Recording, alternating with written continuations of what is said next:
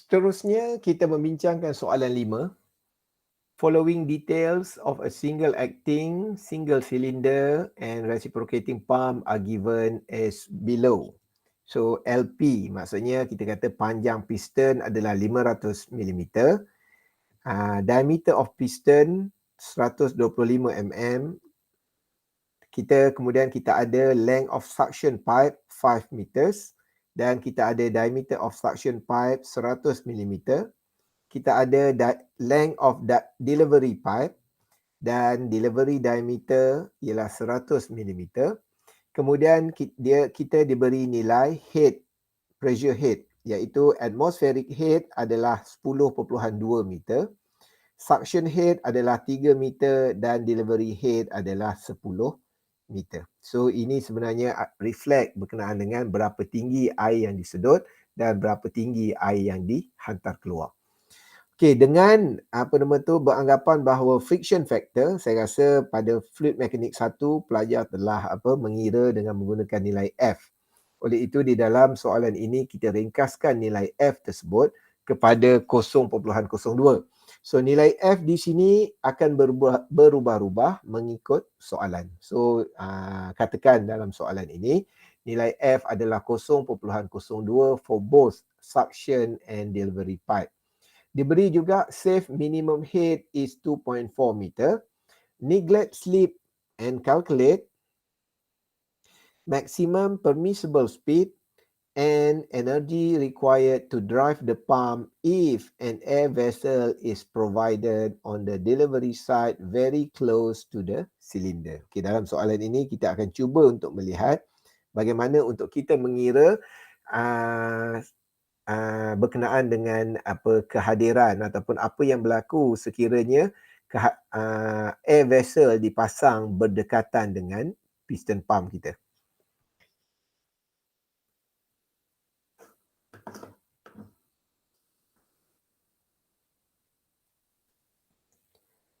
Okey, pertama kita kena mengira apakah nilai safety head ataupun RPM yang sesuai. Kerana kalau kita lihat di sini, di dalam soalan ini kita tidak mengetahui apakah nilai RPM pump tersebut.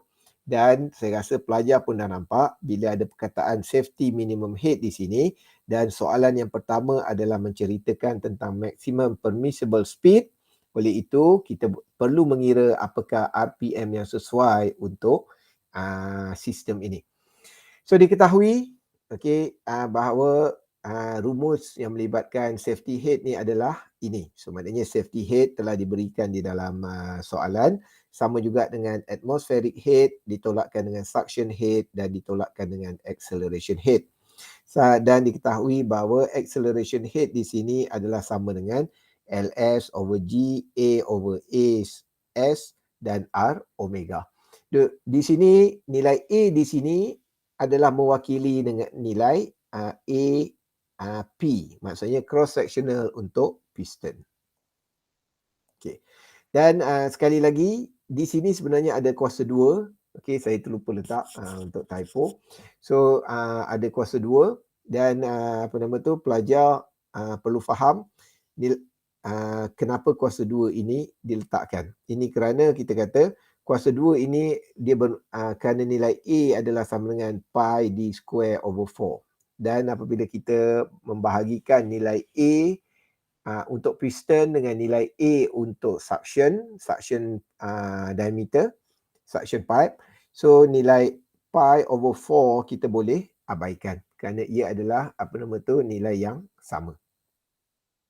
Oleh itu kita masukkan nilai diameter, so kuasa 2 kekal. Okey, saya typo di sini, saya akan cuba baiki. Dan 0.5/2 di sini adalah reflect nilai R. Okey, dalam sesetengah nota saya mungkin saya menulis nilai R itu adalah huruf besar dan di dalam penyelesaian masalah ini nilai R adalah huruf kecil. So saya harap pelajar tidak terkeliru. Dan nilai omega kuasa 2 kita boleh tulis seperti ini. So di dalam soalan yang terdahulu saya dah terangkan bagaimana kita ubah daripada nilai omega kepada 2 pi n over 60. Dan setelah kita mengira, kita dapati bahawa nilai acceleration head adalah 0.002184 Newton square. Dan kemudian kita masukkan di dalam rumus ini, kita boleh mengira sekiranya 2.4 meter adalah safety minimum head, okey, kita boleh dapatkan bahawa nilai RPM yang patut kita gunakan di dalam mesin tersebut adalah maksimum. Maksudnya tidak boleh lebih daripada 47 RPM. So saya harap pelajar di sini boleh membuat pengiraan sehingga peringkat ini.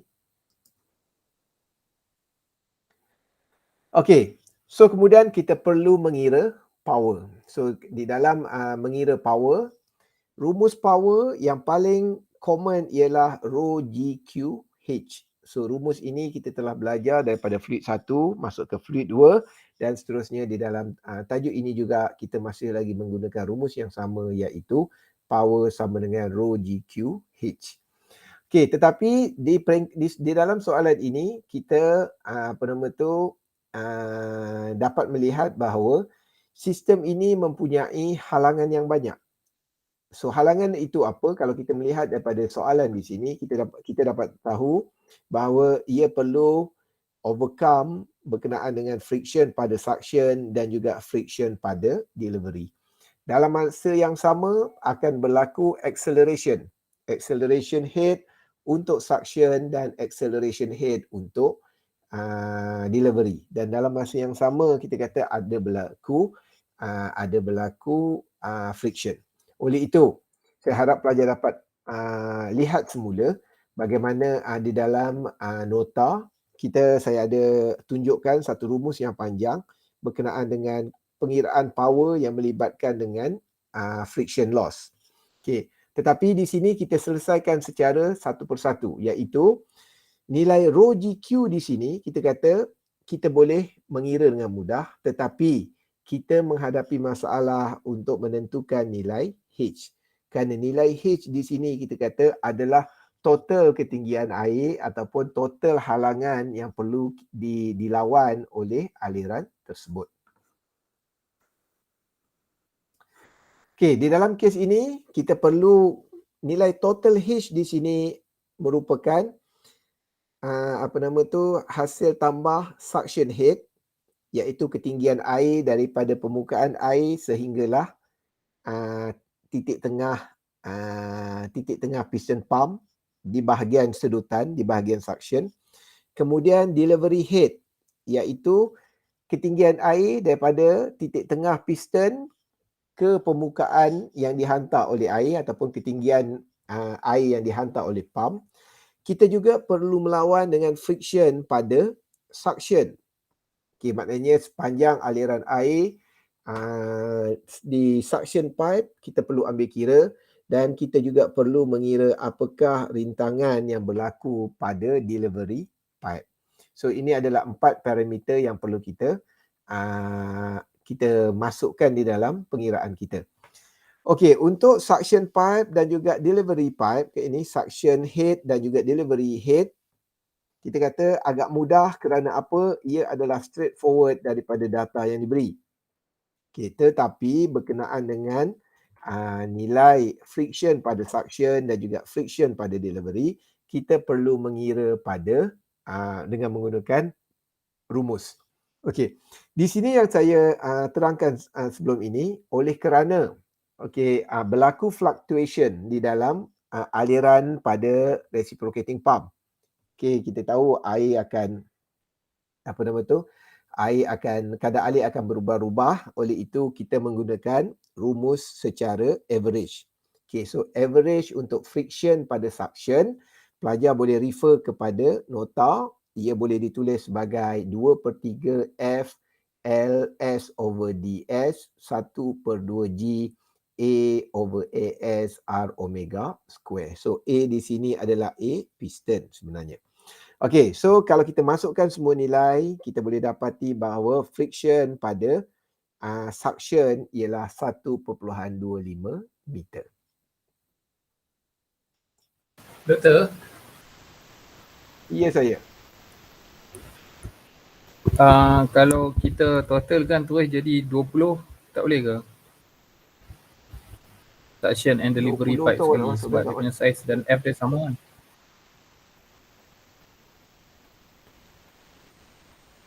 20. Sekejap. Awak nak masukkan 2 ni, nilai 2 ni. Saya tak faham soalan awak. 20 tu nak keluar kat mana? 5 dengan Apa? 15. 5 suction punya pipe tu 5 kan. Delivery punya pipe 15. Then dia punya diameter sama. Awak F campur dia pun 2 sama ni. juga. So kalau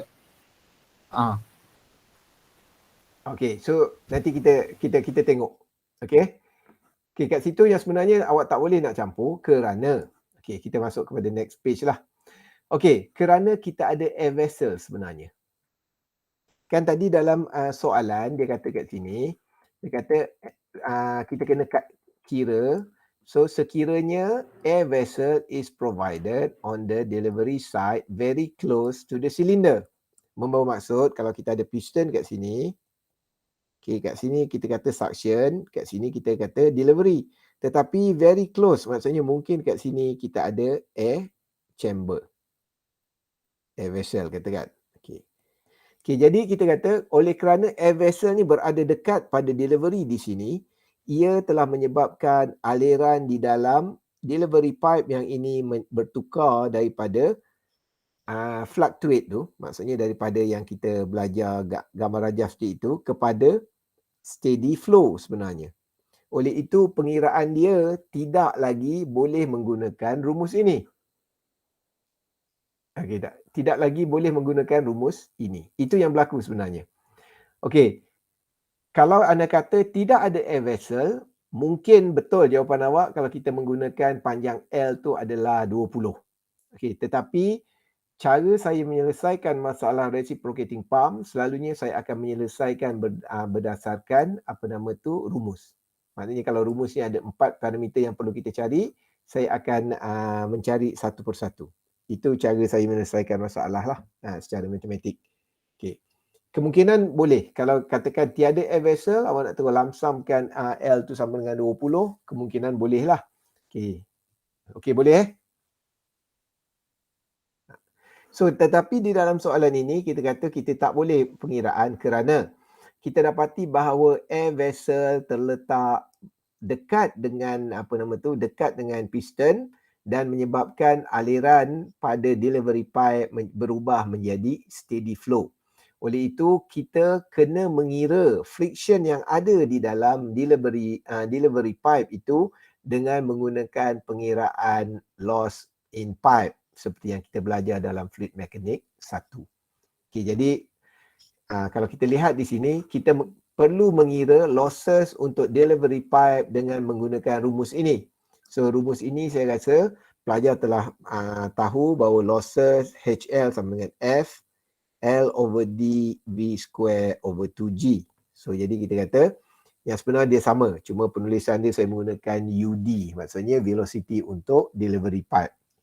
So jadi untuk kita mengira seperti itu, kita perlu tahu apakah had laju. So had laju ini macam mana kita nak cari? Selalunya kita bermula dengan pengiraan kadar alih. So ini adalah rumus untuk mengira kadar alih. Oleh kerana sistem kita punya pump adalah single acting, oleh itu kita menggunakan rumus ALN over 60. So kita masukkan semua sekali nilai parameter yang kita ada. Cuma di sini saya menggunakan nilai RPM yang lengkap lah, 46.88 RPM. So saya dapat 0.04795 meter padu per second. Dan seperti yang saya katakan, kadar alih continuity. Kita dah belajar di dalam nota. Kadar alih yang berlaku pada piston sama dengan kadar alih yang berlaku pada suction sama dengan kadar alih yang berlaku pada delivery. Oleh itu dengan menggunakan idea Q sama dengan AV. So kita tahu bahawa nilai A di sini adalah cross sectional area. Maknanya kalau kita mengira apakah had laju untuk delivery pipe, so A di sini adalah A delivery. So jadi daripada rumus ini kita boleh nyatakan bahawa UD sama juga dengan kadar alir dibahagikan dengan cross sectional area untuk delivery pipe. So sekiranya kita masukkan rumus tersebut, kita estimate had laju air yang mengalir di dalam delivery pipe ialah 0.61 meter per second. So setelah kita mendapat had laju ini, apa yang perlu kita buat? Kita perlu mengira apakah losses yang berlaku pada delivery pipe. So losses yang berlaku pada delivery pipe disebabkan ia berlaku secara steady. Kenapa dia berlaku secara steady? Kerana dia mempunyai air vessel. So air vessel ni idea dia seolah-olah air akan masuk ke dalam vessel tangki pemampan tersebut, dan apabila berlaku kekurangan had laju, air tersebut akan top up pada kadar alir yang berlaku pada flow rate tersebut, pada delivery pipe. Okey. Kita dah tengok graf yang bentuk macam gini kan. Okey, ini graf tanpa air vessel. So maknanya kadar alir mula perlahan, lepas tu laju, lepas tu perlahan. Lepas tu laju, perlahan, laju balik, perlahan. Okey. Cuma kita mungkin tak rasa kerana fluctuate dia tu, kalau katakan RPM dia 50 RPM, so dia punya tu sentiasa cepat itulah. Jadi kita seolah-olah rasa dia seolah-olah straight line. So sekiranya ada air vessel, sebenarnya ketika kadar alir yang kurang di sini, air daripada air vessel akan top up. So kat sini air daripada air vessel tu akan mengalir turun sikit dan top up. So dan seterusnya seperti itulah. Okay. Oleh itu kita kata kadar alir telah menjadi steady.